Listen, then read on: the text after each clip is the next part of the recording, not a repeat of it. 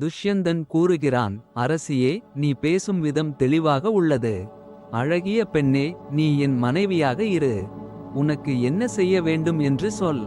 பொன் மாலைகள், ஆடைகள், குண்டலங்கள், முத்துக்கள், பலவிதமான ஊர்களிலிருந்து கொண்டுவரப்பட்ட அழகான மணிகள், இரத்தினங்கள் ஆகியவற்றை உனக்காக கொண்டு வருகிறேன். இன்று என் ராஜ்யம் முழுவதும் உனதாகட்டும். அழகிய பெண்ணே, நீ என் மனைவியாக இரு. காந்தர்வ விவாகம் மூலம் என்னை திருமணம் செய்து கொள். காந்தர்வ விவாகமே சிறந்த விவாகம் என்று கூறப்படுகிறது. சகுந்தலை கூறுகிறாள், அரசனே, நான் பழங்களை சாப்பிட சென்றுவிட்டேன். என் தந்தை ஆசிரமத்திற்கு சென்றுவிட்டார். சிறிது நேரம் காத்திருங்கள், அவர் உனக்கு என்னை கொடுப்பார். துஷ்யந்தன் கூறுகிறான், அழகிய பெண்ணே, உன்னை விரும்புகிறேன். நீ என்னை சார்ந்திருப்பதை அறி. உனக்காகவே நான் இங்கு இருக்கிறேன். என் மனம் உன்னையே நினைக்கிறது. ஒருவனுக்கு அவனே நண்பன், அவனே கதி, அவனே துணை. எனவே நீயே உன்னை எனக்கு தானமாக கொடுக்க வேண்டும்.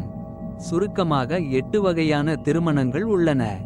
அவை பிரம்மம், தெய்வம், ஆர்ஷம், பிரஜாபத்யம், அசுரம், காந்தர்வம், ராட்சசம், பைசாசம். மனுஸ்வாயம்புவன் அவற்றின் தர்மங்களை கூறியுள்ளார். பிராமணனுக்கு முதல் 4 திருமணங்கள் சிறந்தவை. ஷத்ரியனுக்கு 6 திருமணங்கள் உள்ளன. அரசர்களுக்கு ராட்சச திருமணம் கூட உண்டு. வைசியர்களுக்கும் சூத்திரர்களுக்கும் அசுர திருமணம் உண்டு. 5 வகைகளில் 3 தர்மமானவை, 2 அதர்மமானவை.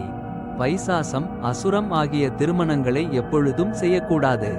இந்த முறையில்தான் தர்மம் நிலைத்திருக்கும். ஷத்ரியர்களுக்கு காந்தர்வ, ராட்சச திருமணங்கள் தர்மமானவை. இதில் சந்தேகம் வேண்டாம். நீயும் நானும் காமத்துடன் இருக்கிறோம். எனவே காந்தர்வ விவாகம் மூலம் நீ என் மனைவியாக தகுதியானவள். சகுந்தலை கூறுகிறாள், அரசனே, இது தர்மமான வழி என்றால் நான் உனக்கு ஒரு வாக்குறுதி அளிக்கிறேன். என் மகன் உனக்கு பிறகு யுவராஜனாக வேண்டும். இதை நீ சத்தியம் செய்து கொடு. அப்படியானால் நான் உன்னுடன் சேருகிறேன். வியாசர் கூறுகிறார், அப்படியே ஆகட்டும் என்று ராஜா துஷ்யந்தன் யோசிக்காமல் சொன்னான். மேலும் உன்னை என் நகரத்திற்கு அழைத்துச் செல்கிறேன். நீ எப்படி இருக்க வேண்டுமோ அப்படியே இருப்பாய். இது சத்தியம். இப்படி சொல்லிவிட்டு அந்த ராஜரிஷி அவளை முறைப்படி கரம் பிடித்தான்.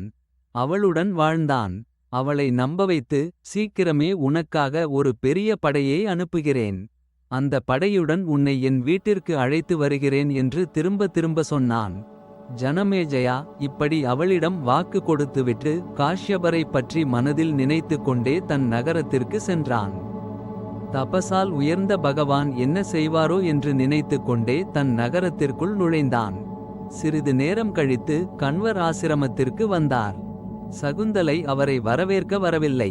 திவ்ய ஞானம் பெற்ற கண்வர் நடந்ததை அறிந்து திவ்ய கண்களால் பார்த்து சந்தோஷத்துடன் சொன்னார், நீ இன்று ராஜவம்சத்தை சேர்ந்த ஒருவனுடன் என்னை மதிக்காமல் சேர்ந்தது தர்மத்திற்கு விரோதமானது அல்ல. ஷத்ரியர்களுக்கு காந்தர்வ விவாகம் சிறந்தது. விருப்பமுள்ளவர்கள் ரகசியமாக மந்திரம் இல்லாமல் சேருவது காந்தர்வ விவாகம். துஷ்யந்தன் தர்மாத்மா, மகாத்மா, புருஷோத்தமன். உன்னை விரும்பிய அவனை நீ கணவனாக அடைந்தாய். உனக்கு மகா பலம் பொருந்திய மகன் பிறப்பான். அவன் இந்த பூமியை ஆட்சி செய்வான். அவனுடைய சக்கரம் தடையின்றி சுழலும். பிறகு சகுந்தலை கால் அலம்பி பழங்களை வைத்துவிட்டு முனிவரிடம் சொன்னாள், நான் புருஷோத்தமனான துஷ்யந்தனை கணவனாக தேர்ந்தெடுத்தேன். அவனுக்கும் அவனுடைய மந்திரிக்கும் நீங்கள் அருள் புரிய வேண்டும். கண்வர் கூறுகிறார், உனக்காக நான் சந்தோஷமாக இருக்கிறேன். உனக்கு என்ன வரம் வேண்டுமோ கேள். வியாசர் கூறுகிறார், துஷ்யந்தனின் நன்மைக்காக சகுந்தலை தர்மத்தையும் ராஜ்யத்தில் இருந்து விலகாமலிருப்பதையும் வரமாக கேட்டாள்.